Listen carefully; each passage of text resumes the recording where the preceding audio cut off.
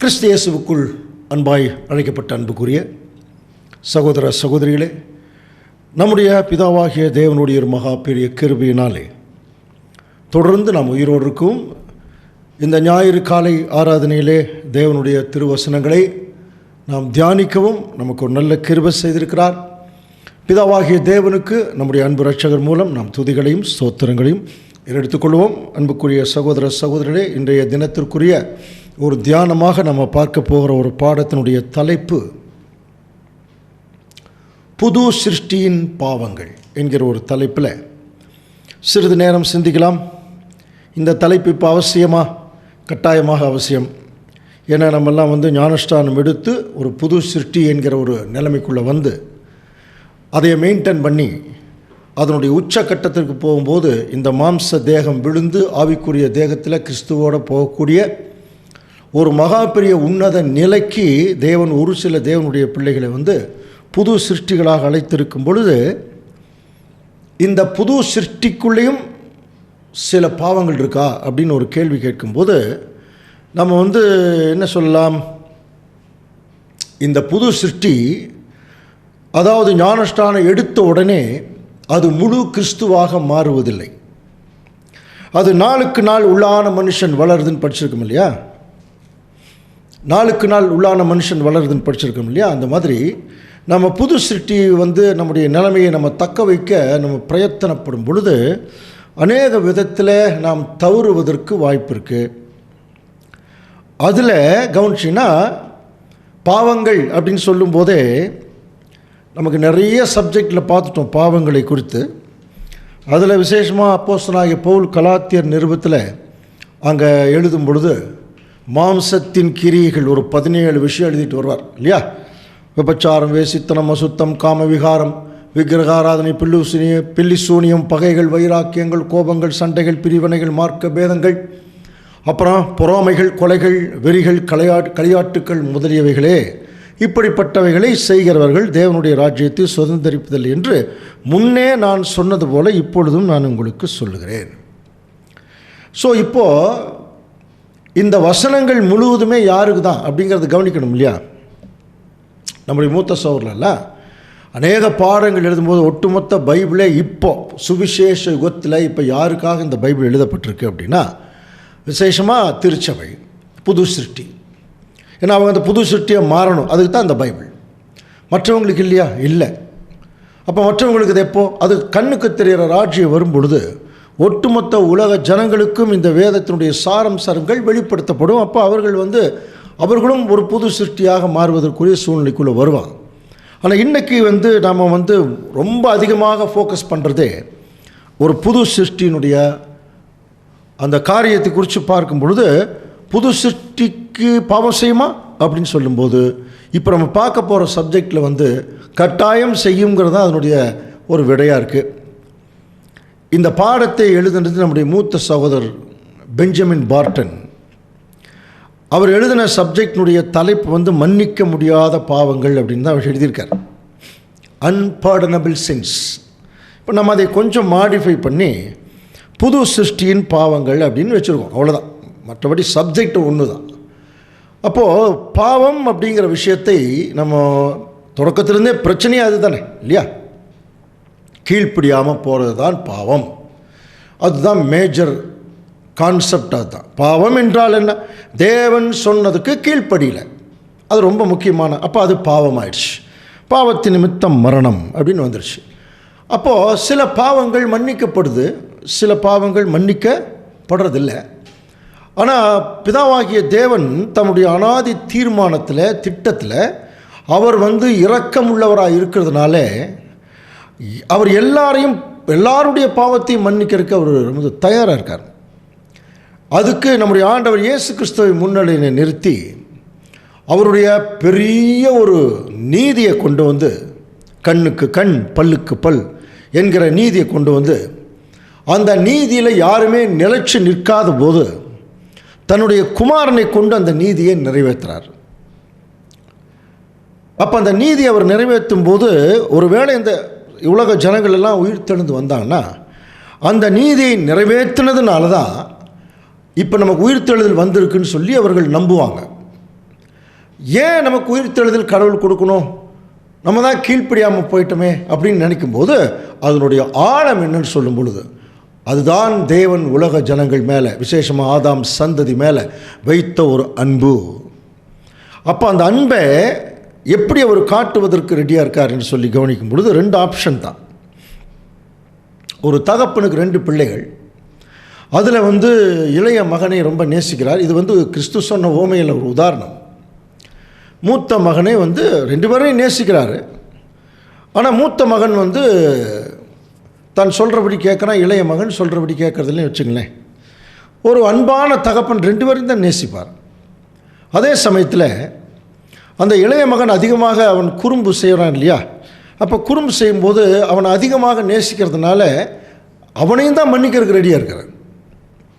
மூத்த பையன் தப்பு செஞ்சாலும் அவனையும் மன்னிக்கிறதுக்கு ரெடியாக இருக்கார். ஸோ இப்போ டோட்டலாக தேவன் ஒரு மன்னிப்பை கொடுக்குறதுக்கு ரெடியாக இருக்கார். அந்த மன்னிப்புக்கு பின்னாடி என்ன இருக்குன்னா தேவனுடைய ஒரு மகா பெரிய அன்பு. ஸோ அந்த மன்னிப்பு சும்மா எல்லாம் கொடுத்துட முடியாது. தன்னுடைய ஒரு உயிரணு மூலமாக தான் அந்த மன்னிப்பு கிடைக்கும். ஏன்னா அந்த மன்னிப்புக்குரியவர், மன்னிக்கக்கூடியவர் தேவன். அப்போ அவர் மன்னிக்கக்கூடிய நிலைமையில் இருக்கும்போது அவருடைய மன்னிப்பு என்கிற ஒரு அந்த குணம் அவருக்குள்ளிருந்து வெளியே வந்தவர்கள் தான் அதை மன்னிக்கிறதுக்குரிய ப்ராசஸ் அதை செய்ய முடியும். அதே ஆண்டவர் இயேசு கிறிஸ்து ரொம்ப அழகாக இந்த பூமியில் உலக ஜனங்களுக்காக தன்னுடைய ஜீவனை கொடுத்தார். இதை குறித்து கலாத்தியர் 3ஆம் அதிகாரத்தில் எழுதும்போது பாருங்கள், அப்படி இராதபடியால், அது வேற ஒரு விஷயத்தை சொல்லிட்டு எழுதுகிறார். கிறிஸ்துவை பற்றும் விசுவாசத்தினாலே பலிக்கிற வாக்கு தத்தம் விசுவாசம் உள்ளவர்களுக்கு அளிக்கப்படும்படி வேதம் எல்லாரையும் ஏகமாய் பாவத்திற்குள் அடைத்து போட்டது. வேதம் என்பது தெய்வ நீதின்னு அர்த்தம் இல்லையா? தெய்வ நீதி எல்லாரையும் பாவத்துக்குள் அடைத்து போட்டது. அது எதற்கு வழிவகுக்கிறதுனா, அது ஒரு விசுவாசத்துக்கு வழிவகுத்தான் தேவன் மேலே, கிறிஸ்து மேலே. அந்த விசுவாசம் அது நாளாக நாளாக நாளாக என்ன ஆகும் தெரியுமா? அன்புக்குரிய சகோதர சொல்லுதெல்லாம் இதெல்லாம் பைபிளில் இருக்கக்கூடிய சில டெக்னாலஜி. விசுவாசம் அதிகமாக அதிகமாக எந்த இடத்துல உண்மையான விசுவாசம் பெருகுதோ அங்கே அன்பு வரும். அதனால தான் இந்த ஆர்டர் கொடுத்துருக்கார். இப்பொழுது விசுவாசம், நம்பிக்கை, அன்பு, அதில் லாஸ்ட்டு அண்ட் ஃபைனல் ஸ்டேஜ் அன்பு. விசுவாசத்தினுடைய உச்சக்கட்டம் தாங்க அன்பு. அதைத்தான் சொல்கிறார், அன்பு சகலத்தையும் நம்பும் சொன்னார் இல்லையா? அப்போது பிதாவாகிய தேவன் தன்னுடைய முழு அன்பையும் தன்னுடைய குமாரன் மூலம் இந்த பூமியில் காட்டணும்னு அவர் விரும்பிட்டதுனால இந்த ஜனங்கள் கீழ்ப்படிஞ்சு அவர்கள் மேலே காட்டக்கூடிய அன்பை விட கீழ்ப்படியாமல் போகும்போது அவர்கள் மேலே காட்டக்கூடிய அன்பு அதை விட ஆழமானது இல்லையா? அந்த ஆழமான அன்பை உலக ஜனங்களும் புரிந்து கொள்ளணும், விசேஷமாக இப்போ திருச்சபை புரிந்து கொள்ளணும் என்கிற ஒரு காரியத்தை தேவன் நமக்கு சொல்கிறதுக்கு ரொம்ப விரும்புகிறார். பட் அதே சமயத்தில் இவைகள் எல்லாமே பார்த்தீங்கன்னா மன்னிக்கக்கூடிய நிலைமையில் இருக்கிறதுனால மன்னிக்கக்கூடிய பாவங்கள் இருக்குது. ஆனால் சில பாவங்கள் மன்னிக்கக்கூடிய பாவங்களே இல்லைன்னு சொல்லிட்டார். அது என்னவா இருக்கும் பாருங்கள். மன்னிக்க முடியாத பாவம்னு சொல்லி நம்ம ஏற்கனவே திரித்துவம் சப்ஜெக்டிலோட இந்த வசனத்தை நம்ம பேசியிருக்கோம். பட் இருந்தால் கூட இப்போ கொஞ்சம் ஞாபகப்படுத்தலாம். மத்தேயு 12ஆம் அதிகாரம் 31ஆம் வசனம். ஆதலால் நான் உங்களுக்கு சொல்லுகிறேன், எந்த பாவமும் எந்த தூஷணமும் மனுஷருக்கு மன்னிக்கப்படும், ஆவிக்கு விரோதமான தூஷணமோ மனுஷருக்கு மன்னிக்கப்படுவதில்லை. எந்த பாவமும் எந்த தூஷணமும் மனுஷருக்கு அது மன்னிக்கப்பட்டுருமா? ஆனால் பரிசுத்தாவிக்கு விரோதமான பாவம் மன்னிக்கப்படுறதில்ல. எவனாகிலும் மனுஷகுமாரனுக்கு விரோதமான வார்த்தை சொன்னால் அது அவனுக்கு மன்னிக்கப்படும். எவனாகிலும் பரிசுத்தாவிக்கு விரோதமாக பேசினால் அது இம்மையிலும் மறுமையிலும் மன்னிக்கப்படுவதில்லை. ஸோ இந்த வசனத்துக்கு ரொம்ப இனிஷியலாக ஒரு மீனிங் நம்ம பார்த்துட்டோம் இல்லையா? பரிசுத்தாவிக்கு விரோதமாக பேசுவது என்பது பரிசுத்தாவியை கொடுத்த தேவனுக்கு விரோதமாக பேசுவது, அவருடைய கற்பனைகளை மறுதலிப்பது, அவர் கற்பனைகளை எல்லாம் அசட்டை செய்வது. இப்படிப்பட்ட நிலைமையில் யாராவது இருந்தால் அவர்களுக்கு மன்னிப்பே இல்லை. இன்னைக்கு வரைக்கும் மன்னிப்பே இல்லாத ஒரே ஒரு ஜீவன் யாருன்னா சாத்தான் மட்டும்தான். அவன் இன்னைக்கு வரைக்கும் தேவனுடைய வசனங்களை மதிக்கிறது இல்லை. வசனத்தை மனப்பாடம் பண்ணியிருக்கான், தியானிச்சிருக்கான். அநேகம் பேர் கிறிஸ்தவர்களையே இந்த வசனத்தை கொண்டு ஏமாத்திட்டு இருக்கான், மயக்கிட்டு இருக்கான். ஆனால் அந்த வசனங்களை அவன் மதிக்கிறது இல்லை. பாருங்கள் எப்படி ஒரு கேரக்டர். சேம் கேரக்டர் சில பேர் இங்கே இருப்பாங்களாம். சத்தியத்தில் வசனத்தை பேசுவாங்க, ஸ்ப்ரெட் பண்ணுவாங்க, நிறைய பேருக்கு சொல்லுவாங்க, வியாக்கியானம் பண்ணலாம். அதே வசனத்தை தங்களுக்கென்று வரும்போது அதை அவங்க மதிக்க மாட்டாங்க. அது தேவனை மதிக்காத தன்மை. இது நம்முடைய மூத்த சோரில் எப்படி எழுதுறாங்கன்னா, அது எதுக்கு விரோதமானதுன்னா தேவனுடைய வெளிச்சத்துக்கு விரோதமானது இல்லையா? வெளிச்சம் அப்படின்னா இருட்டு இருக்குன்னு அர்த்தம். இப்போ நம்ம வெளிச்சத்தின் பிள்ளைகள்னு பைபிளில் நம்ம சொல்லியாச்சு. நாம் மறுபடியும் இருட்டை தேடி போனோம்னா அந்த இருட்டு தான் நமக்கு அடுத்த ஃப்யூச்சர் ஆகிடும். அதுக்கப்புறம் வெளிச்சத்துக்கு வர முடியாது. அப்போ தேவனுடைய பிள்ளைகள் எது மன்னிக்க முடியாத பாவம் அப்படின்னு சொல்லி ஒரு சூழ்நிலை கூட வரும்போது இந்த வசனம் என்ன சொல்லுதுன்னா, தேவனுக்கு விரோதமாகவும் அவருடைய வார்த்தைகளுக்கு விரோதமாகவும் நம்ம பேசுகிறதாகட்டும். அதில் என்ன இருக்கும் தெரியுங்களா? துணிகரம் அதிகமாக இருக்கும், அசட்டத்தனம் அதிகமாக இருக்கும். ஸோ இவர்கள் பார்த்தீங்கன்னா ஏன் அந்த மாதிரி அவங்கள மன்னிக்கிறது இல்லை? மன்னிக்கலாமே. எத்தனையோ கொலை செஞ்சவங்களெல்லாம் தேவன் மன்னிக்கிறார் இல்லையா? கொள்ளையடிச்சோ எல்லாருமே மன்னிப்புக்குள்ளே வந்துடுறாங்க. ஆனால் இவர்களுக்கு மட்டும் ஏன் அந்த மன்னிப்பு இல்லை என்று சொல்லும்போது, மன்னிப்பு யாருக்கு இல்லை? அது சாத்தானுக்கு இல்லை. ஏன்னா அவன் ரியலைஸ் பண்ணல. அந்த ரியலைஸ் பண்ண முடியாத, பண்ணக்கூடாத மனநிலையில் இருப்பாங்க பார்த்தீங்களா? அவர்கள் மன்னிப்பதற்கு தகுதியற்றவர்கள். அது ரொம்ப முக்கியம். தேவனுடைய ஒரு திட்டத்தில் கொஞ்சம் நம்ம கவனிக்கும் போது 2 ஐடியா இருக்குது. ஒன்று, இந்த பாவம்ங்கிறது தேவனுடைய பார்வையில் பார்க்குறது. இன்னொன்று மனுஷனுடைய பார்வையில் பார்க்குறது. தேவனுடைய பார்வையில் பார்க்குறது ஒரு விதம். தேவன் பாவத்தை எப்படி பார்க்குறார், மனுஷன் பாவத்தை எப்படி பார்க்குறார் என்று சொல்லும் பொழுது அதுக்கு 1 யோவானில் ஒரு விளக்கம் இருக்குது. பாருங்கள், 1 யோவான் 5:16 மரணத்துக்கு ஏதுவல்லாத பாவத்தை தன் சகோதரன் செய்ய ஒருவன் கண்டால் அவன் வேண்டுதல் செய்ய கடவன். யாருக்காக?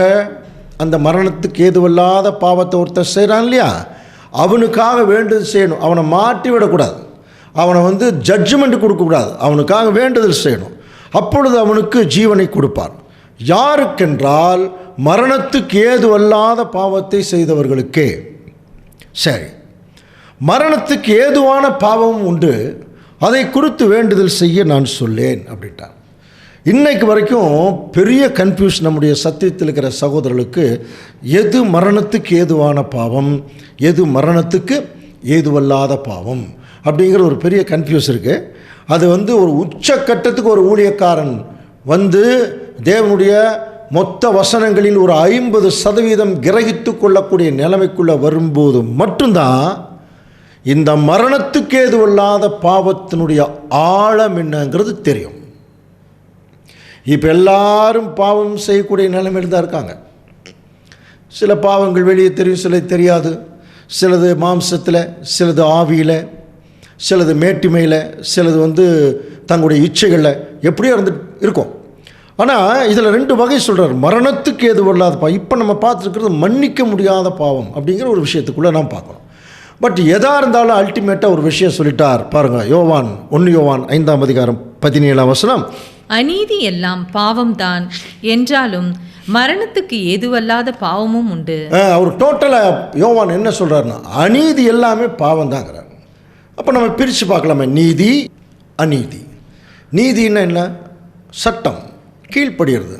அநீதினா கீழ்ப்படியாமல் போகிறது. இவ்வளோதான். ஒரு சட்டத்துக்கு கீழ்ப்படியாமல் போனாலே அது பாவம் தான். அப்படின்னா சட்டம்ங்கிறது எந்த இடத்துல எங்கே அது பயன்படுகிறது? இப்போ ஒரு நாட்டில் ஒரு சட்டம், இன்னொரு நாட்டில் அது சட்டமே இல்லாத மாதிரியே இருக்கே. பட் அந்த நாட்டுக்கு போகும்போது அந்த சட்டத்துக்கு நம்ம கீழ்ப்படியணும், அது தெரியணும். அப்போ பூமியில் கவர்மெண்ட்டுக்கு ஒரு சட்டம் இருக்கிறது. ஒரு இன்ஸ்டியூஷன், ஒரு நிறுவனம்னா அந்த நிறுவனத்துக்கு ஒரு சட்டம் இருக்குது. எல்லாத்துக்குமே ஒரு ரூல் இருக்குது இல்லையா? அந்த சட்டம் இருக்குது. அன்புக்குரிய சகோதரர்களுடைய இந்த சட்டத்தை யார் மீறினாலும் அதற்கு ஒரு தண்டனை அல்லது அதுக்கு ஒரு ரெமிடி, ஒரு பரிகாரம் அப்படிங்கிறது கூட அது அந்தந்த சட்டத்தை மீறுதனுடைய தன்மையை பொறுத்து மாறுபடும். சரி, அதெல்லாம் இருக்கட்டும். இப்போ நமக்கு என்ன இப்போ தேவைன்னா, ஒரு புது சிருஷ்டியாக இப்போ பிரதர் நான் இந்த கலாத்தியரில் சொல்லியிருக்கிற எந்த பாவமும் நான் செய்கிறதில்ல வருது இல்லையா? கோபம், ஆனால் சிலதெல்லாம் வருது, வைராக்கியங்கள், கோபங்கள், சண்டைகள், பிரிவினைகள், அதெல்லாம் நல்லாவே பண்ணுறோம். பட் அதே சமயத்தில் சில விஷயங்கள் நம்ம தேவனுக்கு பிரியமாக நடக்கணும் அப்படின்னு நினைக்கக்கூடிய சூழ்நிலை வரும்போது அது மேக்சிமம் பாவத்திற்கு அது வழி போகாது. அது தேவனுடைய ஊழியத்தை செய்யலாம், அது எப்படி செய்யலாம் என்கிற மாதிரி ஒரு சிந்தனையிலேயே அது போயிட்டுருக்கும். ஆனாலும் சில விஷயங்கள் புது சிருஷ்டியே பாவத்தில் விழுந்துடுறாங்கன்னு சொல்கிறாங்க. அது என்ன அப்படின்னா, நாம் இதை குறித்து சிந்திச்சிருக்கவே மாட்டோம், பட் அதை செய்துட்ருப்போம். அது நியாயப்படுத்தி கூட சில நேரத்தில் நம்ம சொல்கிறதுக்கான வாய்ப்பு இருக்குது. அதுதான் நமக்கு இப்போ தெரியணும். புது சிருஷ்டியின் பாவங்கள் அப்படின்னா, ஒரு புது சிருஷ்டியாக இருந்து நம்ம என்னென்ன பாவங்கள் செய்கிறோம். அதில் முதல் பார்த்திங்கன்னா ஒரு வசனம் இருக்குது. உபாகமம் 23ஆம் அதிகாரம் 21ஆம் வசனம். நீ உன் தேவனாகிய கர்த்தருக்கு பொருத்தனை பண்ணி இருந்தால் அதை செலுத்த தாமதம் செய்யாதே. உன் தேவனாகிய கர்த்தர் அதை நிச்சயமாய் உன் கையில் கேட்பார், அது உனக்கு பாவமா. நீ உன் தேவனாகிய கர்த்தருக்கு நீ பொருத்தனை பண்ணினா அதை செலுத்து அப்படின்னு கூட சொல்கிறதில்ல. செலுத்த தாமதம் செய்யாதே, லேட்டு கூட பண்ணாதேங்கிறார். பொருத்தனை பண்ணிட்டினா இன்றைக்கி நிறைய தேவனுடைய பிள்ளைகள் ஒரு உண்மையான ஊழியக்காரனுக்கும் சாதாரண ஊழியக்காரனுக்கும் ஒரு வித்தியாசம் இருக்குது தெரியுங்களா? உண்மையான ஊழியக்காரன் ஏதாவது ஒரு பொருத்தனை, ஏதாவது ஒரு வேலை, கடவுளுடைய வேலை நான் உடனடியாக செஞ்சிடணுங்க, லேட் பண்ணக்கூடாது. டக்குன்னு உடனே ஏதோ செய்யணும். ஒரு பணம் கொடுக்கணுமா, டக்குன்னு கொடுத்துடணும். அதில் எந்த விதமான தோய்வு இருந்துடக்கூடாதுன்னு நினைப்பார். கடவுளுடைய வேலை அது ரொம்ப முக்கியம். ஒரு சிலர் நாளைக்கு பார்த்துக்கலாம், நாளைக்கு பார்த்துக்கலாம், நாளை பார்க்கும்போது பார்த்துக்கலாம். அதில் என்ன இருக்குது தெரியுமா? ஒரு அசட்டத்தனம் இருக்குது. அப்போ நம்ம செய்யக்கூடிய பொருத்தனையை நம்ம தாமதம் செய்யாமல் செய்கிறது தேவன் நம்மக்கிட்ட எதிர்பார்க்குற ஒரு நீதி. அதை செய்யாமல் விட்டா அது பாவம்னு சொல்கிறார். தேவன் உன் கையில் கேட்பார், நீ பொருத்தனை பண்ணாதிருந்தால் உன்மேல் பாவம் இல்லை. அப்படின்னா ஒரு புது சிருஷ்டி, ஆக்சுவலாக புது சிருஷ்டி இப்படி இந்த மாதிரி பாவத்தை பண்ணாது. ஆனால் நம்முடைய புரிந்து கொள்ளுதலுக்காக ஒரு உண்மையான தேவனுடைய பிள்ளைகள் ஞானஸ்தானம் எடுத்துட்டோம்னாலே நம்ம தேவனுக்கு ஒரு பொருத்தனை பண்ணுறோம் இல்லையா? நிறைய பேர் தாங்கள் ஞானஸ்தானம் எடுக்கும்போது சொன்ன உறுதிமொழியை எல்லாருமே மறந்துடுவாங்க. கவனிக்கிறீங்களா? நம்முடைய சபையினுடைய ஒழுக்க விதிகள்லேயே ஒரு சட்டம் இருக்கிறது. அந்த சட்டத்தில் அந்த வார்த்தை இருக்குது, தேவனுடைய திட்டத்தில் எனக்குள்ள பங்கை நிறைவேற்றுவேன் என்று சர்வ வல்லமையுள்ள தேவனுக்கு முன்பாகவும் தேவ சபைக்கு முன்பாகவும் மனப்பூர்வமாய் வாக்களிக்கிறேன். இதுதான் நம்ம செய்யக்கூடிய பொருத்தனை. ஞானஸ்தானம் எடுத்த ஒவ்வொரு சகோதரனும் சகோதரி இந்த வார்த்தையை சொல்லாமல் ஞானஸ்தானம் எடுத்துறதுக்கு வாய்ப்பில்லை. அப்போ இது என்ன அப்படின்னு பார்த்தீங்கன்னா, ஒருத்தர் மனப்பூர்வமாக அந்த பொருத்தனையை ஒருத்தர் செய்கிறாங்க அப்படின்னா அது உண்மையாலுமே அதை அவங்க செஞ்சுருவாங்க. ஒரு சிலர் ஆர்வ கோளாறு, மற்றவருடைய நிர்பந்தம், சில பேர் ஆள் சேர்த்துருக்காக கடகடன்னு கூப்பிட்டு ஞானஸ்தானம் கொடுத்துருவாங்க. சில பேர் பார்த்தீங்கன்னா தங்களுடைய பலவீனத்தை எப்படியா சரி பண்ணுறதுக்கு, அப்போது நிறைய சுயநலங்கள் இதில் வந்துடும். அப்படி இருக்கக்கூடாது. ஞானஸ்தானம் என்பது ஒரு மனுஷன் தேவனுடைய திட்டத்தை அறிந்து கொண்டு அந்த திட்டத்தில் தனக்குள்ள பங்கு என்ன என்பதை புரிந்து கொண்டு அதுக்கப்புறம் தேவனோட உடன்படிக்கை, எப்படின்னா அந்த உடன்படிக்கையை ஏற்படுத்தி தேவனோடு இணைந்து அவருடைய பெரிய பிரதான வேலையில் ஏதோ என்னால் முடிஞ்ச வேலையை அவருடைய மகிமைக்காக நான் செய்கிறேன். அது சேர் எடுத்து போடுறதா இருந்தாலும் சரி, போஸ்ட் ஒட்டுறதா இருந்தாலும் சரி, கீழே உட்காந்து சத்தியம் கேட்குறதா இருந்தாலும் சரி, எதுவாக இருந்தாலும் சரி, இதெல்லாம் தான் அந்த பொருத்தனையில் வருது. அநேகம் பேர் ஞானஸ்தானம் எடுத்ததையே மறந்திருப்பார்கள், மறுத்திருப்பார்கள். சில பேர் மறுதலித்தும் இருப்பார்கள். எது எப்படி இருந்தாலும் நீ பொருத்தனை பண்ணிட்டு அதை செய்யாமல் போனால் அது பாவம் சொல்கிறார் பாருங்க. நம்ம மற்றதெல்லாம் தான் பாவம்னு சொல்லிகிட்ருக்கோம். ஆனால் தேவனுடைய பார்வையில் இதெல்லாம் பாவம். அது மட்டும் இல்லை அன்புக்குரிய சகோதர சோழ, தேவன் இந்த மாதிரி விஷயத்தில் நம்முடைய மைண்டு, நம்முடைய இருதயத்தினுடைய நினைவுகள், சிந்தனைகளுடைய அந்த ஒரு ஸ்டாண்டர்டை எதிர்பார்க்குறார். யார் இதில் எப்படி ஒருத்தரை நீங்கள் டிசைட் பண்ண முடியும்? ரெண்டு பேர் ஒரு மனுஷனை கொலை செய்கிறதுக்கு பிளான் பண்ணுறாங்க. கொஞ்சம் கவனிங்க. தேவனுடைய சட்டம் பாருங்கள் எப்படி இருக்குன்னு. இந்த உலகத்தினுடைய சட்டமும் தேவனுடைய சட்டமும் எவ்வளோ வித்தியாசப்படுதுன்னு பாருங்கள். ரெண்டு பேரும் ஒரு மனுஷனை கொலை செய்யறதுக்கு பிளான் பண்ணுறாங்க. அதில் ஒருத்தன் ஒரு மனுஷனை கொலை செஞ்சுட்டான், இன்னொருத்தன் கொலை செய்யலை. ஆனால் ரெண்டு பேர் தான் பிளான் பண்ணுறாங்க. அப்போது மனுஷனுடைய சட்டம் யாரை குற்றவாளின்னு சொல்லுதுன்னா, அந்த கொலை செஞ்சான் பார்த்தீங்களா, அவனை குற்றவாளின்னு சொல்லுது. இதுதான் மனுஷனுடைய சட்டம். தேவனுடைய தெய்வீக சட்டம் என்ன சொல்லுதுன்னா, இல்லை, 2 பேரும் குற்றவாளி. கொலை செய்யறதுக்கு இவனும் பிளான் பண்ணியிருக்கான், இவன் சந்தர்ப்பம் கிடைச்சா என்ன பண்ணுவான், இவனும் செய்வான். அப்போது அவனுடைய மனநிலை இருக்குது பார்த்தீங்கன்னா, அந்த ஸ்பிரிட்டு, என்ன ஸ்பிரிட்டில் அவன் இருக்கான், அந்த ஸ்பிரிட்டு தான் தேவனுடைய பார்வையில் கணக்கு பண்ணப்படுகிறது. அப்போ தேவனுடைய பிள்ளைகள் என்ன தான் ஊழியம் பண்ணாலும் நம்ம எந்த மாதிரி மனநிலையில் தேவனுக்கென்று நம்ம ஊழியம் செய்கிறோம், அல்லது எந்த மாதிரி மனநிலையில் தேவனுக்கு கீழ்ப்படியிருக்கு நம்ம போகிறோம் என்பதை குறித்து நம்ம கவனிக்கணும். இஸ்ரேல் ஜனங்கள்லாம் எவ்வளோ மோசமாக இருந்தாங்கங்கிறத ஏசாயா தீர்க்கதரிசி ஒரு வசனத்தில் சொல்கிறார். ஏசாயா 66ஆம் அதிகாரம் 3ஆம் வசனத்தில் பாருங்கள், மாட்டை வெட்டுகிறவன் மனுஷனை கொல்லுகிறவனாகவும், இந்த வசனம் கொஞ்சம் புரியாத மாதிரி இருக்கும். ஆட்டை பலியிடுகிறவன் நாயை கழுத்தறுக்கிறவனாகவும், காணிக்கையை படைக்கிறவன் பன்றி ரத்தத்தை படைக்கிறவனாகவும், அப்புறம் தூபங்காட்டுகிறவன் விக்கிரகத்தை ஸ்தோத்தரிக்கிறவனாகவும் இருக்கிறான். அவன் வேலையை ரொம்ப பெருமையாக செய்கிறான். இது திருவிழியத்தில் கொஞ்சம் ஈஸியாக இருக்கும் இந்த படித்தோம்னா. இவர்கள் தங்கள் வழிகளிலேயே தெரிந்து கொள்ளுகிறாள் அப்படின்னு என்ன அர்த்தம், கடவுளுக்கு பிரியம்ங்கிறது தெரிஞ்சுக்கல, இவங்க வழியை தெரிஞ்சுட்டு ஒருத்த மாட்டை ஒரு பெருமையோடு வெட்டுறான்னா அவன் மனுஷனையும் வெட்டுவாங்கிறார். இவர்களுடைய ஆத்மா தங்கள் அருவருப்புகளின் மேல் விருப்பமாக இருக்கிறது. அப்போது இவர்கள் எல்லாருமே எந்த ஒரு பலி செலுத்தினாலும் அதில் ஒரு பெருமை இருக்குதான். அந்த பெருமையான பலி, அதனால தான் இஸ்ரேல் ஜனங்களுடைய பலியை தேவன் அநேக சந்தர்ப்பத்தில் நிழலுக்காக சில பலிகளை அங்கீகரித்தாரே தவிர அவர்கள் செய்த பாவத்துக்குரிய காரியங்களை தேவன் அங்கீகரிக்கவே இல்லை. ஆனால் அதுக்கு பதிலாக தான் இயேசு கிறிஸ்துவை தானாகவே ஒரு முன் பலி செலுத்திட்டான் இல்லையா. அப்போது செலுத்தக்கூடிய பலிகள்லேயே ஒரு பாவம், அந்த பாவத்தினுடைய ஆழம் என்னென்னு பார்த்தீங்கன்னா அதில் ப்ரைடு, ஒரு பெருமை இருந்து தான். அன்புக்குரிய சகோதரர் சொல்லி, அதனால தான் திருச்சபையின் பிள்ளைகள் நம்ம ஊழியர் செய்கிறோம் இல்லையா, நம்முடைய பார்வை எப்படி இருக்குன்னு பார்க்கணுங்க. நிறைய பேர் சத்தியத்துக்குள்ளே கொஞ்சம் வந்தோடனே மற்றவங்களை ரொம்ப மோசமாக பார்க்குறது, கொஞ்சம் சத்தியம் தெரிஞ்சோடனே சத்தியம் சொல்லி கொடுத்தவங்களையே என்ன செய்கிறது அப்படி கேவலமாக பார்க்குறது. இவங்கள விட நம்ம நல்லா படிச்சிட்டோம், இதெல்லாம் மேட்டிமை. அந்த மேட்டிமையில் ஊழியம் செஞ்சால் தேவன் ஏற்றுக்குவார்னு நினைக்கிறீங்களா? இப்போ நல்லா இருக்கும், இப்போ நல்லா இருக்கும்.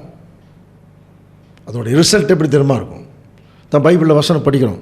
ஒருத்தன் பெருமையில் பந்தாவோட ஊழியம் பண்ணக்கூடாதுங்க. கண்ணீரோடு விதைக்கிறவன் கம்பீரத்தோடு அறுப்பான். கம்பீரமாக ஒருத்தன் விதைச்சான்னா அவன் கண்ணீரோடு தான் இருக்கணும். அப்போ நம்முடைய ஊழியத்தில் கண்ணீர் இருக்கணும், தாழ்மை இருக்கணும், நொறுங்குண்டாவி இருக்கணும், ரொம்ப முக்கியம். தேவன் அதைத்தான் அங்கே விரும்புகிறார். இப்போ வாசிக்கலாம், நீதிமொழிகள் 21ஆம் அதிகாரம் 4ஆம் வசனம். மேட்டிமையான பார்வையும் அகந்தையான மனமும் உள்ள துன்மார்க்கர் போடும் வெளிச்சம் பாவமே. எவ்வளோ கிளியராக சொல்லிட்டா இருப்பாங்க. மேட்டிமையான பார்வமும் அகந்தையாக இருக்கிறாங்க பற்றிலாம். அப்படி இருக்கிறவங்களுடைய துன்மார்க்கர், அப்போ அவங்க ஆக்சுவலாக என்ன மார்க்கத்துக்குள்ளே போயிடுறாங்கன்னா துன்மார்க்கம். ஆனால் வெளிச்சத்தை போடுவாங்க, வசனம் சொல்லுவாங்க, நல்லா சூப்பராக சப்ஜெக்டெல்லாம் சொல்லுவாங்க. ஆனால் தேவனுடைய பார்வை அது எப்படி இருக்கு? துன்மார்க்கர் போடும் வெளிச்சம் பாவம் அப்படிங்கிறார். அப்போ நம்ம பாவம்ங்கிறது ஏதோ கலாத்தியர் சொன்னது மட்டும் பாவம் நினச்சிடக்கூடாது. அன்புக்குரிய சகோதர சொல்லி, ஒரு புது சிருஷ்டியாக நம்ம வந்ததுக்கு பிறகு நம்முடைய இருதயத்தின் சிந்தனைகளை தேவன் ஒவ்வொரு நாளும் பார்த்து கொண்டிருக்கும் போது அந்த மேட்டிமையான சிந்தனைக்குள்ளே போய் என்ன ஊழியம் செஞ்சாலும் நாம் சொல்லக்கூடிய அல்லது நாம் போடக்கூடிய வெளிச்சம் என்ன ஆகிடுமா? அதுவே பாவமாயிடும். எனக்கு தேவையே இல்லைங்கிறார் தேவன். துன்மார்க்கனை பார்த்து என்னுடைய நியாயத்தை சொல்கிறக்கு உனக்கு என்ன நியாயம் இருக்குது அப்படின்னு எல்லாம் கேட்குறாரு சங்கீத புஸ்தகத்தில் இல்லையா. நீ துன்மார்க்கரோட உள்ள போய் மற்றவங்களோட கலந்துக்கிற, உன் சகோதரனுக்கு விரோதமாய் நீ பேசுகிற, உன் தாயின் மகனுக்கு நீ வெட்கத்தை உண்டு பண்ணுகிறாய் அப்படின்லாம் பேசியிருக்கார். இதெல்லாம் வேறு சப்ஜெக்டில் நம்ம பார்த்துருக்கோம். இதற்கெல்லாம் காரணம் என்ன? மேட்டிமை. மேட்டிமை வந்தாலே மற்றவர்களை குறை சொல்கிற மனநிலை தான் வரும். கவனிக்கிறீங்களா? மற்றவங்களெலாம் யாருமே எனக்கு தான் எல்லாம் தெரியும் அப்படிங்கிற மாதிரிலாம் தெரியும் இல்லையா. அது நம்ம சைக்காலஜிக்கலாகவே நிறைய படிச்சிருக்கணும். ஸோ இது கூட தேவனுடைய பார்வையில் ஒரு பாவம். அப்போ தேவனுடைய பிள்ளைகள் விசேஷமாக ஊழியர் செய்கிறவங்க எப்படி இருந்துடக்கூடாது? அந்த மேட்டிமையான சிந்தனை, நான் சொல்லித்தான் வர்றவாங்க, நிறைய பேர் வர்றாங்க, நான் சொல்லித்தான் இந்த சத்தியத்துக்குள்ள இருக்கிறாங்க, நான் ஞானஸ்தானம் கொடுத்துருக்கேன், அந்த மாதிரிலாம் நம்ம சிந்திக்கும் பொழுது தேவன் சில நேரம் நமக்கு அதை உணர்த்துவார். அதை உணர்த்தும் போது ஆட்டோமேட்டிக்காக நம்மளும் சரியாகி போயிடுவோம். அந்த அனுபவம் எல்லாருக்குமே உண்டு. ஏன்னா அது ஒரு ப்ராக்டிஸ் தானே. அப்போ அப்படி ஒரு சில நேரத்தில் அப்படி இல்லை, நிறைய பேர் சத்தியத்துக்குள்ளே நிறைய பேர் வரும் பொழுது அந்த ஒரு பெருமை நம்மை தாக்க ஆரம்பிக்கும். அப்படி தாக்க ஆரம்பிக்கும் போது நம்முடைய மைண்டு வேறு மாதிரி போயிடுச்சுனாலே இது துன்மார்க்கமான சிந்தனைக்குள்ளே போயிடும். அது நமக்கே தெரியாது. புரியுதுங்களா? அது ரொம்ப நாள் கழித்து தான் அது பின்னாடி தெரியும். ஏன்னா சில மயக்கத்துக்குள்ளே கூட போகிறது உண்டு தேவனுடைய பிள்ளைகள், இல்லையா? அந்த மயக்கத்துக்குள்ளே போகும்போது சிலதெல்லாம் தெரியாமல் போயிடும். அடுத்தது நம்ம பார்க்கும்போது கவனிக்கலாம், இன்னொரு பாவத்தை கூட நம்ம ரொம்ப விமரிசையாக பண்ணுறோமா, ஆனால் அதை பற்றி யாருமே சிந்திக்கிறது இல்லை. யாக்கோபு 4:17 ஆதலால் ஒருவன் நன்மை செய்ய அறிந்தவனாய் இருந்தும் அதை செய்யாமற் போனால் அது அவனுக்கு பாவமா. ஒருவன் நன்மை செய்ய அறிந்தவனாய் இருந்தும் அதை செய்யாமல் போனால் அது அவனுக்கு பாவமாக இருக்கும். நிறைய மறைச்சிருக்கோம், நிறைய உதாரணங்கள் பார்த்துருக்கோம். என் கையில் 500 ரூபா இருக்குது, என் சகோதரன் அவனுடைய குறைச்சலுக்காக, அதாவது அவன் துணி எடுக்கிறதுக்காகவோ அல்லது அவன் ரொம்ப என்ன சொல்ல ஆடம்பரமாக செலவு பண்ணுறதுக்காகவோ ஒருத்தன் கேட்குறான் அப்படின்னா அது புது சிருஷ்டிக்கு விரோதமானது. அதுக்கு நம்ம கொடுக்கணுங்கிற அவசியம் இல்லை. நமக்கே நல்லா தெரியும், ஒரு கஷ்டத்தில் இருக்கிறாங்க, அவங்களுக்கு ஒரு 200 ரூபா தேவைப்படுது. இப்போ என் கையில் 500 ரூபா இருக்குது. இப்போ என் கையில் இருக்கிற 500 ரூபாய்க்கு நான் ஒரு பிளான் பண்ணி வச்சுருக்கேன், ஒரு பொருள் வாங்கலான்னு சொல்லி. சரியா? இப்போ என்னுடைய சகோதரன் தன்னுடைய குறைச்சலுக்காக அவன் கேட்குறான். சில சகோதரன் கேட்கக்கூட மாட்டாங்க. நமக்கே தெரியும் அவங்களுக்கு இந்த குறைச்சல் இருக்குது, நம்ம செஞ்சால் தான் அந்த குறைச்சலுக்குள்ளே அவங்க போகுங்கிறது தெரியும். இப்போ நான் என்ன டிசைட் பண்ணுறது? 500 ரூபாய் என்னுடைய பிளானில் என்னுடைய பொருள் நான் வாங்கிட்டா அல்லது என் சகோதரனுடைய குறைச்சலுக்கு நான் கொடுக்கிட்டேன்? கவனிக்கலைங்க. நிறைய பேர் என்ன பண்ணிடுறோம், அந்த நேரத்தில் தங்களுடைய சுயநலத்தை பார்த்துடுறோம். அது பாவம்ங்கிறார். அது எந்த வகையில் பாவம்னு சொல்லுங்கள் பார்க்கலாம். எந்த வகையில் பாவம்னா, அந்த 500 ரூபாய் என்னோடது இல்லை, எங்கள் அப்பாவோடது. அப்பா எனக்கு கொடுத்துருக்கிறது இல்லையா? எனக்கு எதுவுமே என்னோடது இல்லை. அப்போது என்னோடதே இல்லை, அது இன்னொருத்தருக்கு போக வேண்டியது. இப்போ நான் அதை தெரிஞ்சுட்டே அதை செய்யாமட்டா என்கிட்ட இல்லைன்னா பரவாயில்லைங்க, தேவன் பார்த்துட்டு தான் இருக்கார். சொல்லிடலாங்க, இல்லைன்னா இல்லைன்னு சொல்லலாம். இன்னொன்று கூட சொல்லலாம், தப்பே இல்லை. ஒருத்தர் அநியாயத்துக்காக கேட்குறாருன்னா, பிரதர் நான் இதுக்கெல்லாம் தரமாட்டேன், தாராளமாக சொல்லலாம். அதன் மூலம் அவர்கள் நம்மளை பகைக்கலாம், என்னமோ பண்ணிட்டு போகிறாங்க. தேவனுக்கு தான் நம்ம கணக்கு கொடுக்கணும், அவங்களுக்கு இல்லை. இந்த மாதிரி எத்தனையோ கெட்ட பேர்களெல்லாம் வாங்கியிருக்கோம் இல்லைங்களா? யாருக்கு செய்யணும்? அப்போது ஒரு நன்மை செய்கிறதுக்கு நமக்கு திராணி இருக்குது, நேரம் இருக்குது, காலம் இருக்குது. சில நேரத்தில் சில நன்மைகளை செய்கிறதுக்கு தயக்கம் இருக்கும் பாருங்க, சுயநலம். உடனே செய்ய மாட்டாங்க சில பேர். சரி நாளைக்கு வாங்க பார்த்துக்கலாம் அப்படிமா. எதுக்கு நாளைக்கு தள்ளி போடணும்? தாமதம் பண்ணிடக்கூடாது. நன்மை செய்கிறதுக்கும் தாமதம் பண்ணக்கூடாது. பவுல் சவுலா இருந்து பவுலா மாறும்போது வசனம் படிச்சிருக்கீங்களா? தாமதமின்றி இந்த இயேசுவே கிறிஸ்து என்று பிரசங்கித்தான்.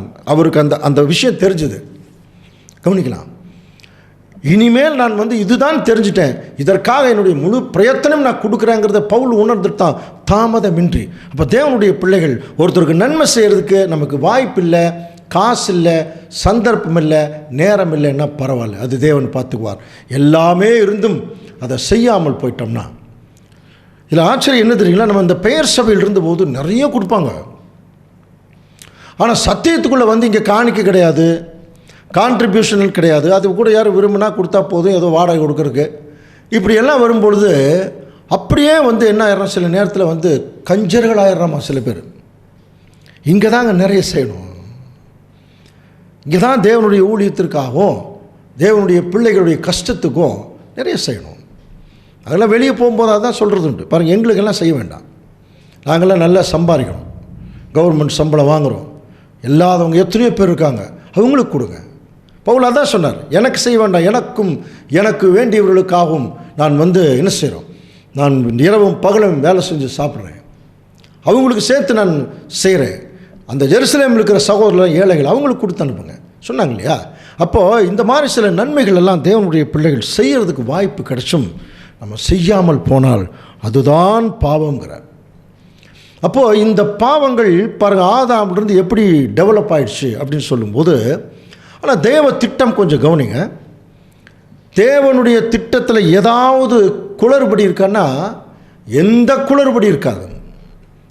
அவர் யார், அவர் எப்படிப்பட்டவர்? உபாகமம் 32ஆம் அதிகாரம் 4 வசனம். அவர் கன்மலை, அவர் கிரியை உத்தமமானது, அவர் வழிகள் எல்லாம் நியாயம், அவர் நியாயக்கேடில்லாத சத்தியமுள்ள தேவன், அவர் நீதியும் செம்மையுமானவர். அவர் நீதியும் செம்மையுமானவர், அவர் வழிகளெல்லாம் நியாயம். இந்த வார்த்தையை ஒரு நாளைக்கு 10 தடவை நம்ம பிரயோகிக்கணும் நம்முடைய வாழ்க்கையில். காரணம் என்ன தெரியுங்களா? சில நேரங்களில் நமக்கே நிறைய அநியாயங்கள் நடக்கிறலாம் இருக்குது, நிறைய பார்க்குறோம். ஆனால் அப்போல்லாம் சில நேரத்தில் நம்ம அந்த பக்குவம் இல்லாதனால சோர்ந்து போயிடுறோம். தேவன் கைவிட்டாரோ அப்படின்னு நினைக்கிறோம், அல்லது நம்முடைய சுய சித்தத்துக்குள்ளே போயிடுறோம். அப்போ இந்த மாதிரி சூழ்நிலைக்குள்ளே வரும்போது டோட்டல் உலகத்தையும் கவனித்து அந்த உலகத்தினுடைய போக்கை கவனிக்கும் போது அவர் வழிகளெல்லாம் நியாயம். எப்படிங்க நியாயம் அப்படின்னு ஒரு கேள்வி கேளுங்க. இன்றைக்கி சோமாலியாவில் பெரிய பெரிய ஆப்பிரிக்கன் நாடுகள் எல்லாம் சாப்பாட்டுக்கு வழி இல்லாமல் கஷ்டப்படுறாங்களே, குழந்தைகள் எல்லாம் சோறு இல்லாமல் கஷ்டப்படுது. காசாவில் இப்போல்லாம் நிறைய பார்த்தோம் இல்லையா? இதெல்லாம் கவனிக்கும் பொழுது நிறைய பேருக்கு கடவுள் மேலேயே கோபம் வருது. ஆக்சுவலாக இது கடவுள் பண்ணதா? கவனித்து பாருங்கள், இது கடவுளாக பண்ணார், இது மனுஷன் பண்ணிட்டான். எதனால் தெரியுமா? கடவுள் ஒரு விஷயத்தை கொடுத்தார். கடவுள் அவர் யாருக்கும் அடிமை இல்லை, அவர் ஃப்ரீயாக இருக்கார், சுயாதீனத்தில் இருக்கிறார். கவனிக்கிறீங்களா? இப்போ அந்த சுயாதீனத்தை தான் பெற்ற பிள்ளைகளுக்கும் கொடுத்துட்டாருங்க. இந்த சுயாதீனம் தான் இத்தனை வேலை பண்ணுது, புரியுதுங்களா? இத்தனை வேலை பண்ணுது. ஆனால் தேவனுடைய திட்டத்தில் முதல் கவனிச்சு பாருங்கள், 3 ஸ்டேஜ் இருக்குது. முதல் ஸ்டேஜ் இந்த பூமியில் மனுஷனை படைக்கிறதுக்கு முன்னாடி இருந்த ஒரு நிலைமை, பாவம் இல்லாத நிலைமை. இன்னும் சொல்ல போனால் மனுஷனை படைச்சு கூட மனுஷன் பாவம் செய்கிறதுக்கு முன்னால் அங்கே எல்லாமே பர்ஃபெக்டு இல்லைங்களா? ஒரு பாவம் இல்லாத நிலைமை இருந்தது. அது எப்படி இருந்தது பாருங்கள், எல்லாமே பர்ஃபெக்டாக தான் இருந்தது. சாத்தான் கூட இந்த ஸ்டேஜில் எப்படி தான் இருந்திருக்கான்? சாத்தானாக மாறல, தேவதூதனாக தான் இருந்திருக்கான், பர்ஃபெக்டாக தான் இருந்திருக்கான் பாருங்கள். அதுதான் தேவனுடைய ஃபஸ்ட்டு பார்ட்டு இல்லையா? நம்ம எசேக்கியேல் ஏற்கனவே படித்தோம், நீ சிருஷ்டிக்கப்பட்ட நாள் துவங்கி உன்னில் அநியாயம் கண்டுபிடிப்பது மட்டும் உன் வழிகளில் குறைவற்றிருந்தாய். அப்போ தேவனுடைய திட்டத்தில் கொஞ்சம் ஃபஸ்ட்டு ஸ்டேஜ் பார்த்தீங்கன்னா இது பார்த்தீங்கன்னா ஒரு தியரட்டிக்கல் ஸ்டேஜ், பாவமில்லாத ஒரு நிலை இருந்தது. அதுக்கப்புறம் மனுஷன் பாவத்திற்குள்ளே வந்ததுக்கப்புறம் செகண்ட் ஸ்டேஜ் என்ன ஆயிடுச்சுன்னா அது ஒரு எக்ஸ்பிரிமெண்டல் ஸ்டேஜாக மாறிடுச்சு. புரியல? பாவ நிலைமைக்குள்ளே மனுஷன் வந்தது. இது கவனிச்சு பார்த்தீங்கன்னா இதுக்கு காரணம் தேவன் அவனுக்கு கொடுத்த சுயாதீனம். தேவன் எப்படி ஃபீல் பண்ணுறார் பாருங்க. அவன் சுயாதீனத்துக்குள்ளே போய் அவன் பாவத்திற்குள்ளே போகிறத தேவன் அனுமதிச்சு அதிலிருந்து அவன் வெளியே கொண்டு வர ஒரு எக்ஸ்பீரியன்ஸை கொடுத்து அவனை நன்மை தீமை எறியத்தக்க ஒரு தெய்வ பக்தியுள்ள சந்ததியாக மாத்திரதான் தேவனுடைய சித்தம். அது எப்போ நடக்கும்? 3வது ஸ்டேஜ் மறுபடியும் வரும்போது கண்ணுக்கு தெரிகிற ராஜ்யம் வருது இல்லையா? அப்போ பார்த்தீங்கன்னா அந்த பாவம் போயிடும், அதனுடைய மரணமும் போயிடும். இதையத்தான் கொரிந்தியரில் பவுல் எழுதுகிறார். 1 கொரிந்தியர் 15ஆம் அதிகாரம் 55ஆம் வசனம்.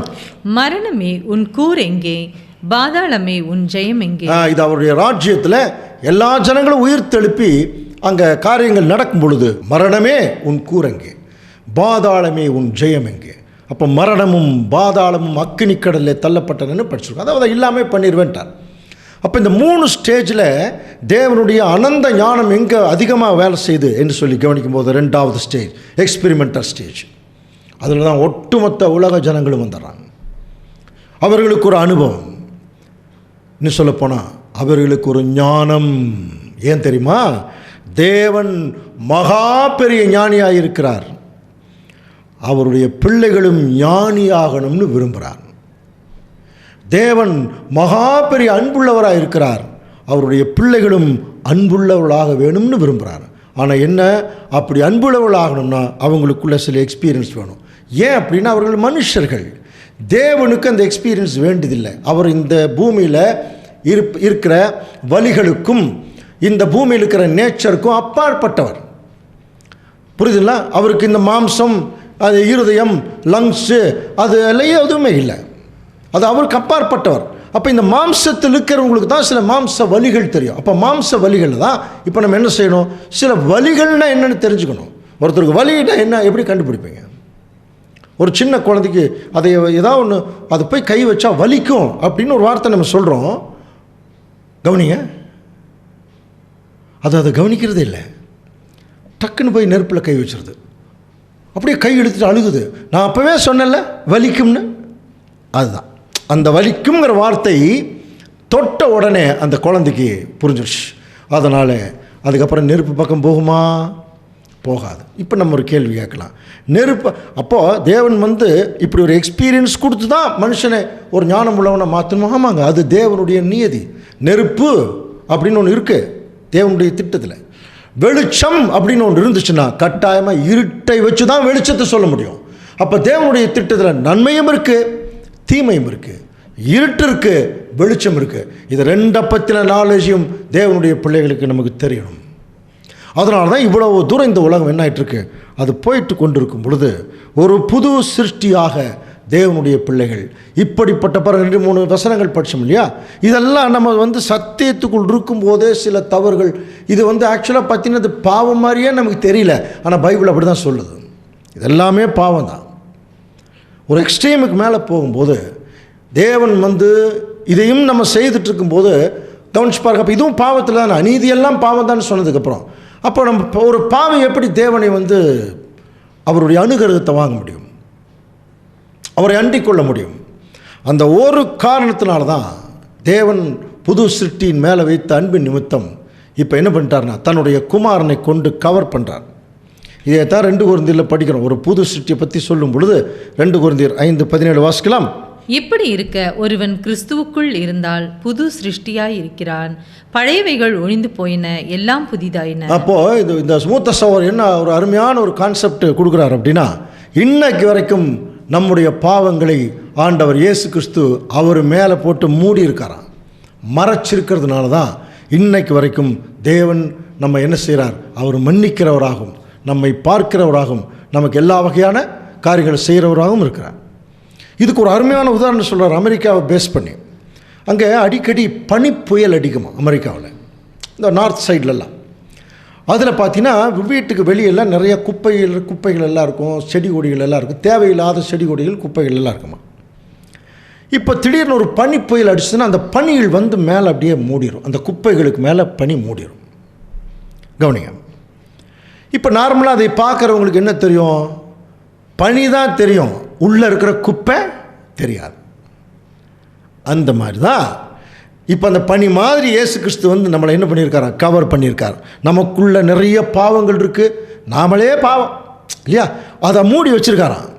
சரி, இப்போ கொஞ்ச நாள் ஆனால் அது எடுத்து போயிடும். சில நேரத்தில் வெகு சீக்கிரத்துக்குள்ளாக அந்த பனி என்ன ஆயிரும், உறைஞ்சிடுச்சுன்னா அந்த குப்பைகள் மறுபடியும் தெரிய ஆரம்பிக்கும். அதே சமயத்தில் இந்த பனிகள் ரொம்ப நாள் அது மேலே இருந்துச்சுன்னா என்ன வந்துடுறீங்களா, அந்த குப்பைகள் எல்லாம் அப்படியே கருகி இறுகி ஒன்றுமில்லாமல் போயிடுமா. ஊட்டியிலலாம் சில நேரத்தில் நீங்கள் கவனிச்சுக்கலாம், பனி பனி பனி அதாவது செடி கொடிகள் மேலெல்லாம் பனி வந்து அதெல்லாம் வந்து என்ன ஆயிடுச்சுன்னா கருகி போச்சுன்னு சொல்லுவாங்க. ஆக்சுவலாக நெருப்பில் தான் கருகும். அந்த மாதிரி கவனிக்கிறீங்களா. இப்போ ஆண்டவர் இயேசு கிறிஸ்து இப்போ நமக்கு ஒரு விஷயத்தை சொல்ல விரும்புகிறார்.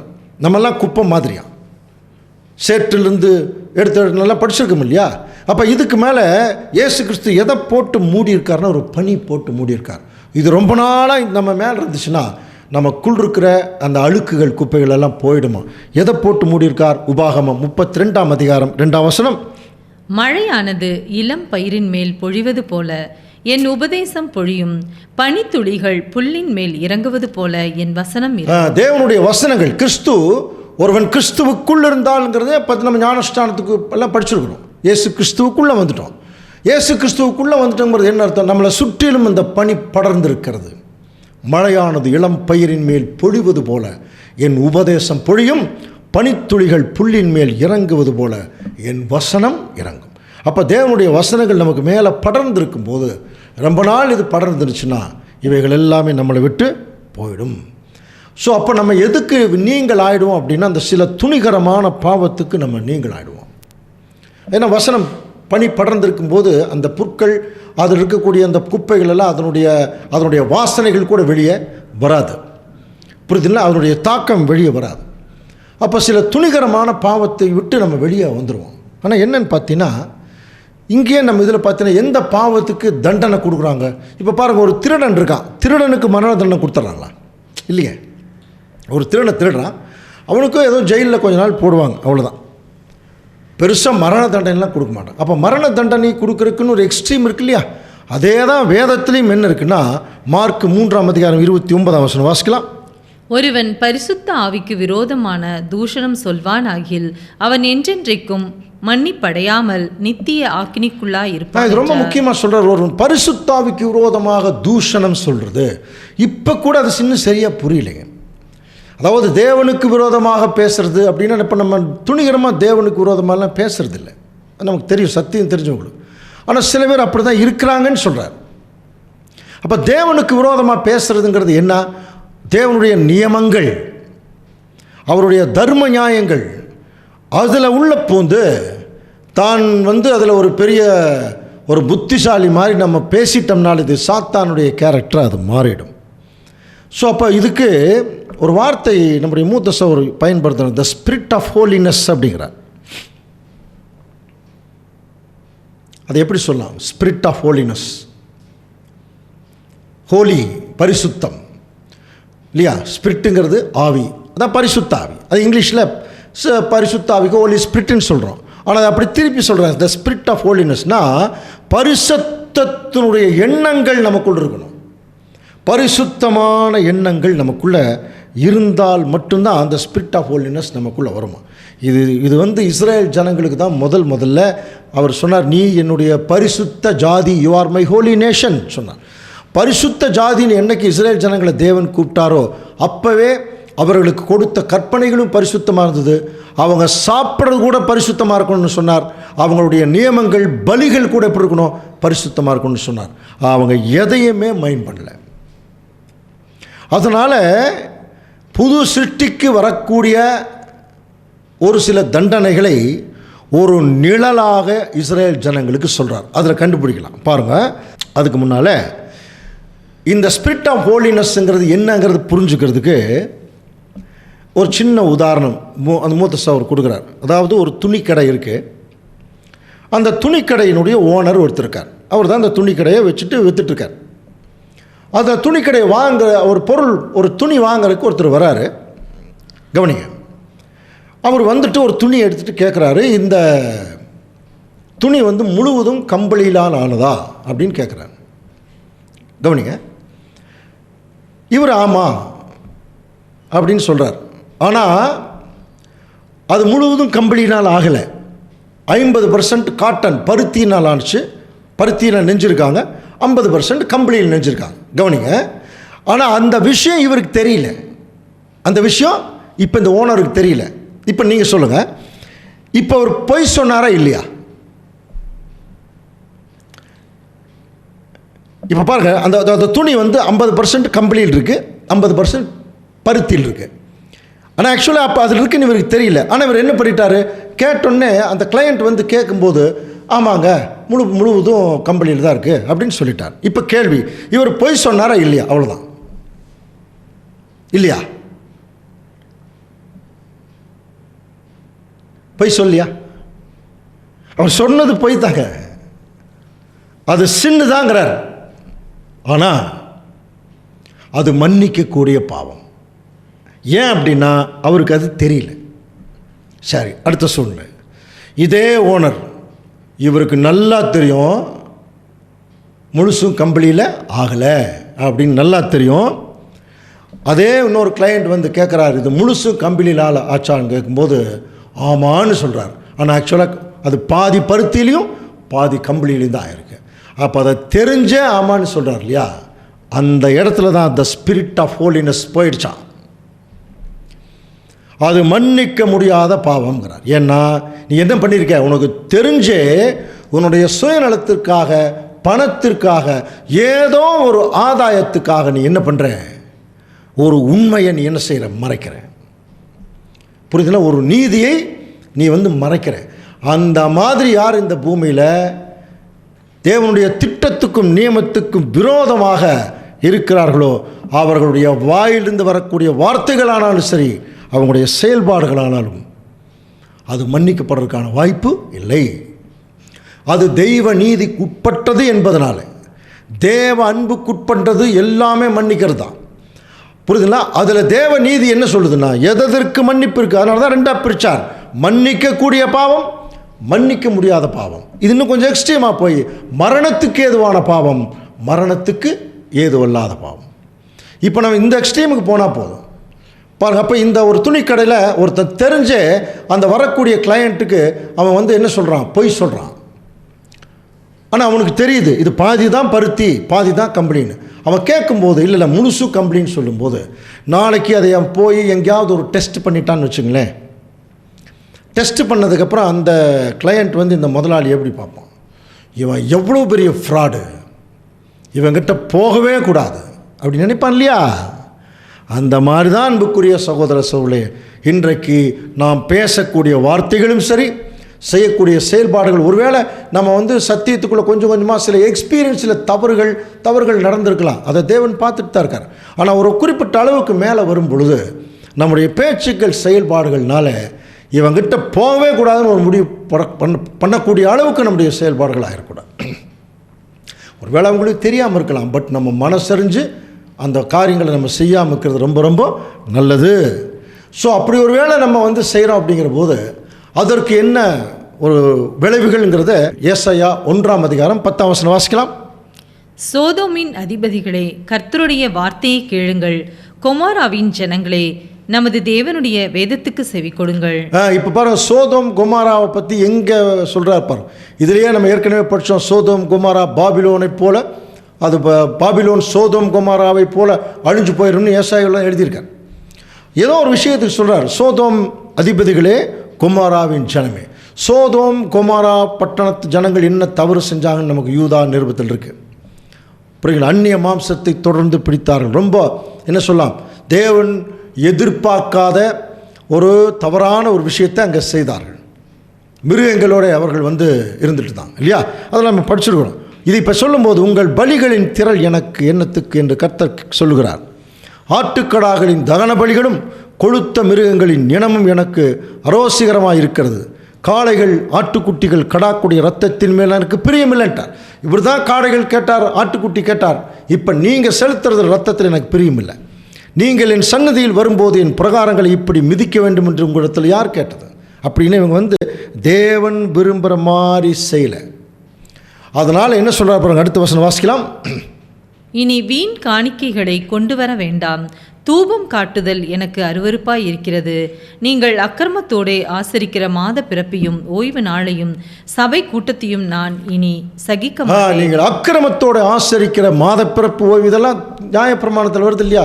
இப்போ நீங்கள்லாம் நான் என்ன விஷயத்தில் செய்யணும்னு சொன்னனோ அதை செய்யாமல், ஆனால் பலியை மட்டும் என்ன பண்ணிட்டு இருக்கிறீங்க, செலுத்திட்டு இருக்கிறேன். இதை நான் இனி சகிக்க மாட்டேன். உங்கள் மாத பிறப்புகளை உங்கள் பண்டிகைகளின் ஆத்மா வெறுக்கிறது. தேவன் தான் பண்டிகை கொடுத்தார், என்ன பர்பஸ் கொடுத்தாரோ அந்த பண்டிகை அதை விட்டுட்டான். புசித்தார்கள், குடித்தார்கள் எல்லாம் படிக்கிறோம் இல்லையா? கொரிந்தியருக்கு பவுல் எழுதும்போது சொன்னார், தேவனுடைய நியமங்களை விட்டுட்டாங்க. அவைகள் எனக்கு வருத்தமாக இருக்கிறது, அவைகளை சுமந்து இழைத்து போனேன். நீங்கள் உங்கள் கைகளை விரித்தாலும் என் கண்களை உங்களை விட்டு மறைக்கிறேன். நீங்கள் மிகுதியாய் ஜெபம் பண்ணினாலும் நான் கேட்க மாட்டேன். ஏன்னா உங்கள் கைகள்லாம் எப்படி இருக்கு, இரத்தத்தினால் நிறைஞ்சிருக்கு. அன்புக்குரிய சகோதர சகோதரி, இது இஸ்ரேல் ஜனங்களுக்கும் சோதோம் கொமரா அவங்க வந்து செய்த தவறுகளை நம்ம மேற்கோள் காட்டி சொல்கிறார். சரி, இப்போ அவங்களுக்கு மன்னிப்பு இல்லையா? எப்படி மன்னிப்பு? வாசிக்கலாம் பாருங்க. அதுலேயே ஏசாயா 1:16, உங்களை கழுவி சுத்திகரியுங்கள், உங்கள் கிரியைகளின் பொல்லாப்பை என் கண்களுக்கு மறைவாக அகற்றி தீமை செய்தலை விட்டு ஓயுங்கள். அப்படின்னு என்ன அர்த்தம்? ஓயாமல் தீமை செஞ்சுட்டு இருந்திருக்கிறான் இல்லையா? செஞ்சுட்டு பலிகளெல்லாம் போய் விமர்சையை செலுத்திட்டு இருந்துறாங்க. அப்போ தேவன் இதை அருவருப்பாக தானே பார்ப்பார் இல்லையா? அதனால தான் சொன்னார், முதல்ல உங்கள் கை சரியில்லை, உங்கள் கிரியைகள் நல்லா இல்லை, அதை சுத்திகரிங்க, உங்கள் பொல்லாப்பையின் கண்களுக்கு மறைவாக. அப்படின்னு என்ன அர்த்தம்? அவங்க கண்களுக்கு, தேவனுடைய கண்களுக்கு முன்பாகவே பொல்லாப்பு செய்கிறாங்களா? அதனால தான் உங்கள் அக்கிரமங்கள் எனக்கு மறைவாக இருக்கவில்லைன்ட்டார். எல்லாத்தையும் நான் பார்த்துட்டுருக்கிறேன், அதற்கு நான் நீதியை சரி கட்டுவேன். எரேமியாவில் ஆண்டவர் இயேசு கிறிஸ்து அங்கே தேவன் பேசுனதெல்லாம் கவனிக்கலாம். சரி கட்டிட்டார். அதுக்குரிய காலக்கணக்கில் நம்ம சப்ஜெக்ட் தெரியும் பாருங்கள். ஆனால் ஒன்று சொல்கிறார், தீமை செய்தலை விட்டு ஓயுங்கள், நன்மை செய்ய படியுங்கள், நியாயத்தை தேடுங்கள். பாருங்கள், ஒடுக்கப்பட்டவனை ஆதரித்து திக்கற்ற பிள்ளையின் நியாயத்தையும் விதவையின் வழக்கையும் விசாரியுங்கள். ஒருவேளை அப்படி வந்து விசாரித்து வாங்க, வழக்காடு பின்னாடி வர வசனம் நல்லா தெரியும், அது வேறு விஷயத்துக்கெல்லாம் படிச்சிடும். வழக்காடுவோம் வாருங்கள், உங்கள் பாவங்கள் சிவேர் என்றிருந்தாலும் உறைந்த மழையைப் போல வெண்மையாகும், அவைகள் இரத்தாம்பர சிவப்பாக இருந்தாலும் பஞ்சை போலாகும். எப்போ உங்கள் பாவங்கள் சிவேர் இருந்தாலும் அது உறைந்த மழையைப் போல வெண்மையாகும்னா, நீங்கள் மனம் பொருந்தி செவி கொடுத்தால் தேசத்தின் நன்மையை புசிப்பீர்கள், மாட்டோம் எதிர்த்து நிற்பீர்களாகின் பட்டயத்துக்கு இரையாவீர்கள். இதுதான் மரணத்துக்கு ஏதுவான பாவம் சொல்கிறோம் இல்லையா, அது இந்த இடத்துல அவங்களுக்கு அது அப்ளை ஆகுது பாருங்க. கர்த்தருடைய வாய் இதை சொல்லிட்டு, நான் சொல்கிறேன், நீங்கள் கேளுங்க, நன்மை செய்யுங்க, தீமை செய்யாதீங்க. இவ்வளோதான். ஒருவேளை நான் மாட்டோம் இப்படி தான் இருப்போம் நீங்கள் சொன்னீங்கன்னா உங்களுக்கு என்ன தான் ஜட்ஜ்மெண்ட்டுக்குள்ளே போயிடுவீங்கிற. ஸோ இந்த மாதிரி இங்கே புது சிருஷ்டி நிலைமையில் சபைகளில் இந்த மாதிரி நிலைமை இருக்கான்னு பாருங்கள். இல்லை நாங்கள் கேட்க மாட்டோம் அப்படின்னு சொல்கிற அளவுக்கு இருக்கிறாங்களா? மேக்சிமம் சில கட்டளைகள் கற்பனைகள் சொல்லும் பொழுது அது தேவனுடைய கட்டளைகள்ங்கிறது சில மறந்துட்டு மனுஷருக்குள்ளே தான் பேசிக்கிறேன்னு சொல்லி சில ஆர்கியூமெண்ட்டெல்லாம் சபையில் வர்றதுண்டு. அதன் நிமித்தம் சில மனஸ்தாபங்கள் எல்லாம் வர்றதற்கான வாய்ப்பு இருக்குது. ஆனால் தேவனுடைய வசனத்திற்கு ஒருத்தர் கீழ்ப்படிஞ்சு தான் ஆகணும். அப்போ வசனத்துக்கே நான் கீழ்ப்படிய மாட்டேன் அப்படின்னு ஒருத்தர் சொல்லிட்டா அது எது வரைக்கும் போகும் தெரியுங்களா? புது சிருஷ்டி வாழ்க்கையில், திருச்சபையினுடைய வாழ்க்கையில் தேவன் எல்லாத்துக்கும் மன்னிப்பு கொடுக்குறார். ஒரே ஒரு விஷயத்துக்கு மட்டும் அவர் மன்னிப்பு கொடுக்கறதுக்கு தயாராக இல்லை. அதுக்கு காரணம் இந்த மனநிலை தான், மாட்டோம் அப்படிங்கிற மனநிலை. ஸோ அது என்னங்கிறத குறித்து பார்த்து இந்த பாடத்தை நம்ம முடிக்கலாம். பாருங்கள், மத்தேயு 18ஆம் அதிகாரம் 10ஆம் வசனம் வாசிக்கலாம். இந்த சிறியரில் ஒருவனையும் அற்பமாய் எண்ணாதபடிக்கு எச்சரிக்கையாய் இருங்கள். அவர்களுக்குரிய தேவ தூதர்கள் பரலோகத்திலே என் பரம பிதாவின் சமூகத்தை எப்பொழுதும் தரிசிக்கிறார். இந்த மத்தேயு 18ஆம் அதிகாரம் கிளியராக தெரியும் இல்லையா? அது பெரிய ஜட்ஜ்மெண்ட் அதிகாரம்.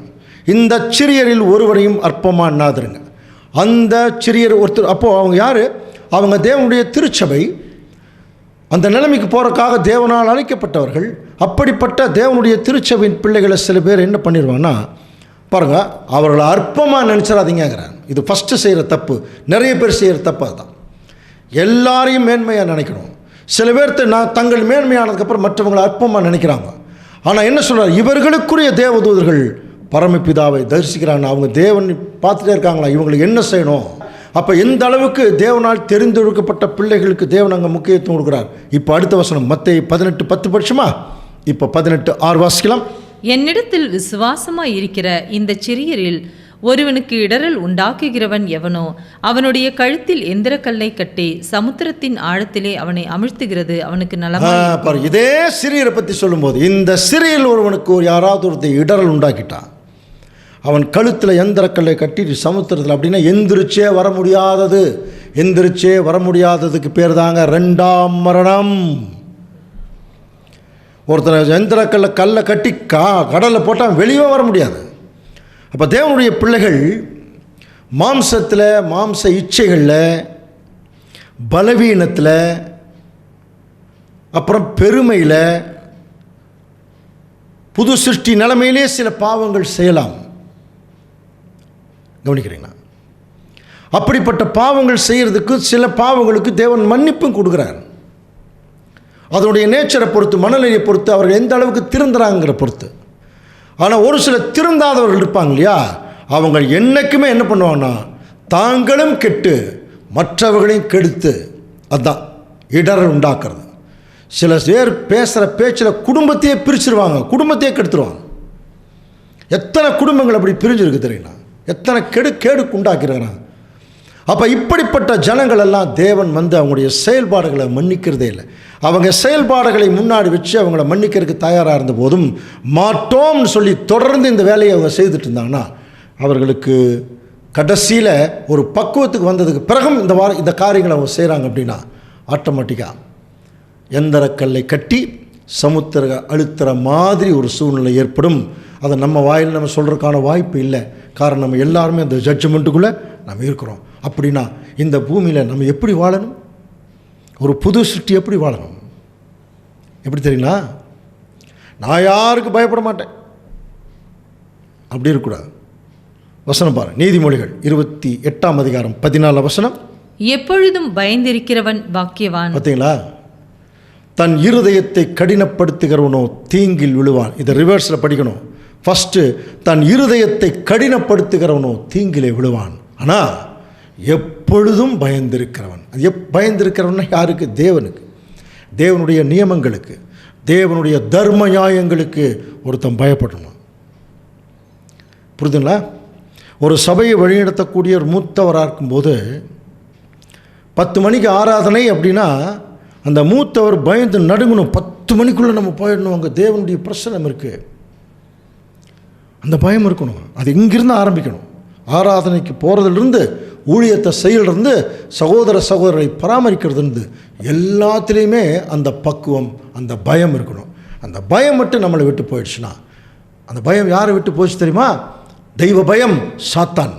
அவனுக்கு போனதுனால தான் அவன் ரிபல்லியனாக மாறினான், ஒரு கலகக்காரனாக, தேவனுக்கு விரோதமாக மாறினான். தெய்வ பயம் யாருக்கு இல்லையோ அவர்கள் எல்லாரும் சாத்தானை போல மாறிடுவாங்க.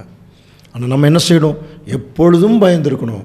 அப்படி இருக்கும் பொழுது இப்படிப்பட்ட புது சிருஷ்டிக்குரிய பாவத்தை கூட நம்ம செய்யாமல் அதிலிருந்து நம்ம விலகி தேவனுடைய ராஜ்யத்திற்குள்ளே நம்ம தைரியமாக கிருபாசனத்தண்டையில் முன்னால் நிற்கிறதுக்குரிய வாய்ப்பை தேவன் கொடுப்பார். தேவன் தாமே இந்த வசனங்கள் எல்லாம் நமக்கு ஆசீர்வாதமாக்கி தருவாராக. ஆமென்.